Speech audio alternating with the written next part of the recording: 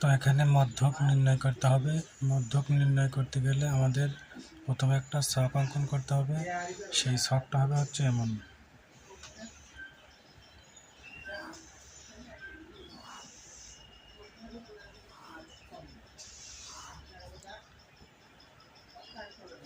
ছকটা হবে হচ্ছে এখানে আমাদের দেখতে হবে যে কয়টা ঘর আছে, 1টা 2টা 3টা 4টা 5টা 6টা 7টা, তাহলে আমাদের মোট ঘর হতে হবে 8টা। 1 2 3 4 5 6 7 1 2 3 4 5 6 7 8, মোট আমাদের 8টা ঘর হয়েছে। তো প্রথমত থাকবে হচ্ছে সময়, তারপরে ঘর থাকবে গণসংখ্যা। তো এখানে লিখতে হবে আমাদের কি সময়, সময় লেখা যায় অথবা শ্রেণীব্যক্তি, শ্রেণীব্যক্তি।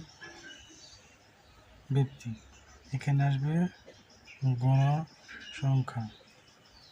তো আমাদের হচ্ছে সময় তো এখানে দেওয়া আছে, এগুলো সব হচ্ছে আমাদের সময়। তো 31 30 থেকে 35 36 থেকে 41 42 থেকে 47, মানে এখানে যা দেওয়া আছে ওইগুলো লিখতে হবে আমাকে। 48 থেকে 53 54 থেকে 59 60 থেকে 65। আর এখানে আমাদের লিখতে হবে গণসংখ্যা। তো গণসংখ্যা তো আমাদের এখানে দেওয়া আছে 3 10 18 25 8 6, তাহলে এখানে লিখবো 3, এখানে লিখবো 10, এখানে লিখবো 18, এখানে 25 8 6। আর এইগুলো যোগ করলে হবে হচ্ছে n এর মান। তো এইগুলো যোগ করলে আমাদের আসবে হচ্ছে 70। এগুলো যোগ করলে আসবে 70।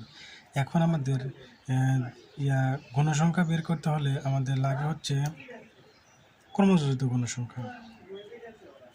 ক্রমযোজিত গণসংখ্যা। ক্রমযোজিত গণসংখ্যা। তো ক্রমযোজিত গণসংখ্যার ক্ষেত্রে প্রথমে যে 3 থাকবে, এখন এই 3-এর সাথে এই 10 যোগ করলে হবে 13। এখন এই 13-র সাথে এই 18 যোগ করলে হবে 31। 31-এর সাথে 25 যোগ করলে হবে 56। 56-র সাথে 8 যোগ করলে হবে 64। 64-র সাথে 6 যোগ করলে হবে 70। তো এটা আমাদের ক্রমযোজিত গণসংখ্যা বের করার সূত্র। তো মনে রাখবা যে এই সর্বশেষ যোগফলটা হবে এই n এর সমান, অর্থাৎ n সমান 70, তার মানে n এর সমান হবে। তো এখান থেকে আমাদের এখন আমাদের মধ্যক বের করতে হবে। তো মধ্যক বের করতে গেলে আমাদের সূত্র আছে, সেই সূত্রটা হচ্ছে মধ্যক সমান। তো আমাদের মধ্যক বের করতে গেলে সেই সূত্রটা হচ্ছে আমাদের এরকম হবে যে l প্লাস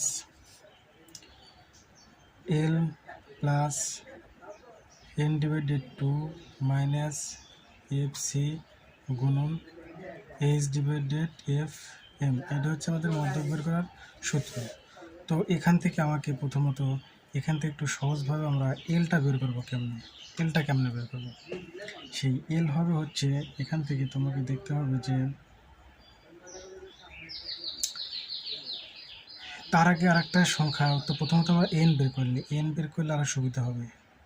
এন আমরা এই যে এখানকার এই এন এর মান বের করবো। তো এনটা কেমন হবে? এন সমান এই এখানে যে 70 বের হয়েছে, এই 70 কে যেহেতু 70 হচ্ছে এনের মান, তোমাদের সূত্র আসে কি n/2, তাহলে আমরা লিখবো হচ্ছে n/2 সমান, তাহলে উপরে আছে কত 70 আর নিচে আছে কত 2, কারণ আমার জানি এনের মান 70, কিন্তু আমরা বের করবো n/2 মান। এখানে লিখছে কি n/2 ইকুয়াল 70/2, তাহলে এনের মান আসলে কত আমাদের 35। তাহলে এনের মান পাইলাম। তাহলে এখন দেখতে হবে এই 35 সংখ্যাটা কোন ঘরের ভিতরে আছে। তোমরা দেখলাম আবার 35-তম পদ যার অবস্থান আছে কোথায়, 35তম। কোনো সংখ্যা নির্বাচনে 35তম পদ যার অবস্থান আছে আমাদের দেখতে হবে যে এখানে গণসংখ্যার সর্বোচ্চ সংখ্যা তো আছে 25। এই 25-এর ঘরে যে আমাদের এই 48 থাকবে সেটা হচ্ছে এলের মান। এই 25-এর ঘরে যে 48 থাকবে সেটা হচ্ছে n এর মান। কারণ আমাদের 35তম পদ যার অবস্থান, এই 35তম পদের অবস্থান আছে কোথায় আমাদের এই 48 থেকে 53তম, এখানে 35তম পদের অবস্থান আছে। তো যেহেতু আমাদের n/2 হলো 35, যার অবস্থান এইটার ভিতরে, এই জন্যে আমরা l এর মান লিখবো কত, 48। n এর মান 48। আচ্ছা, তারপরে আমাদের এফসির মান বের করতে হবে। এফসি, এখানকার এফসি, তো এফসিটা হবে হচ্ছে আমাদের দেখতে হবে যে কোন সংখ্যার সর্বোচ্চ কোথায় আছে, এই ঘরে। তো এই ঘর বরাবর এই ঘরে আসবো, তার উপরের ঘর হবে হচ্ছে আমাদের এফসি। তাহলে আমাদের এফসি হলো 31। আবার বলতেছি, এফসি হচ্ছে এই ঘর সর্বোচ্চ কোন সংখ্যা কত আছে, 25। তাহলে 25 থেকে ডান দিক গেলে তার উপরের ঘরের সংখ্যাটা হবে হচ্ছে আমাদের এফসি। তো আমাদের এফএম হচ্ছে আমাদের সর্বোচ্চ গণসংখ্যা কত আছে, 25। এই 25 হবে আমাদের এফএম, 25 হবে এফএম। আচ্ছা, এখন আমাদের আরেকটা জিনিস বের করা বলা, সেটা হচ্ছে এইচ। তো এইচ সমান কী লিখবো আমরা, এইচ সমান হবে হচ্ছে, দেখো আমাদের এই 30 থেকে 35 ব্যবধান কত, 30 থেকে 35 ব্যবধান হচ্ছে আমাদের 6, অর্থাৎ 30, 31, 32, 33, 34, 35, 6। এখন কী করবো, এই মানগুলো নিয়ে এসে আমি এই সমীকরণে বসা দিয়ে মধ্যক বের হয়ে যাবে। তো এল এর মান আছে আমাদের কত, 48, প্লাস n/2 মান পাইছে কত, 35। তো 35 লিখলাম, মাইনাস এফসির মান পাইছে কত, 31 লিখলাম, গুণন এইচের মান পাইছে কত, 6 লিখলাম, এফএম এর মান আছে কত, 25 লিখলাম। তো এখন দেখো 48 যোগ এই 35 থেকে, যদি আমি এখান থেকে 35 থেকে 31 বিয়োগ করি তাহলে থাকে কত, 4 গুণন 6/25। যেহেতু এই দুটো গুণ অবস্থায় আছে, তো আমাদের এইটার কাজ করতে হবে আগে।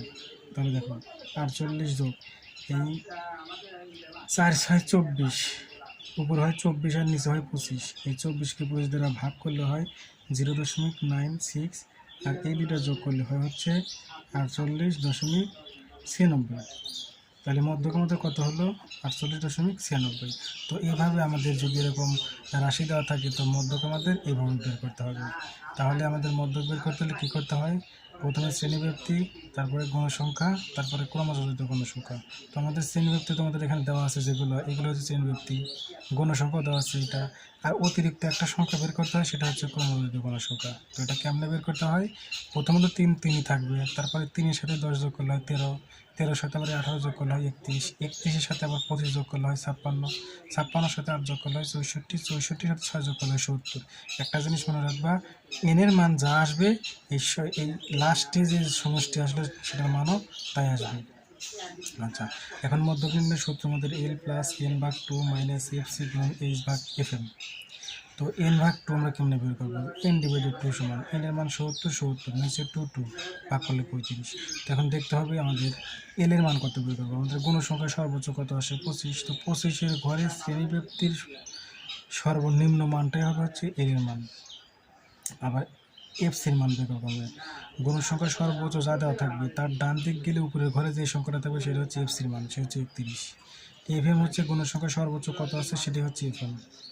আর এই 6 হচ্ছে এই 30 থেকে 35 ব্যবধান 6, এই প্রত্যেকটা ঘরের ব্যবধান 6, এটার মানে হচ্ছে এইচ। এখন সূত্রে মানগুলো বসা দিলে আমাদের মান আসবে কত, 48। এটি আমাদের মধ্যক। তো এইভাবে আমাদের ছক থাকে, যদি এরকম রাশি দেওয়া থাকে তো আমাদের মধ্যক এইভাবে বের করতে হবে, এটাই নিয়ম। তো এই একটা নিয়ম বুঝলে অনেকগুলো অঙ্ক প্র্যাকটিস করতে পারবা।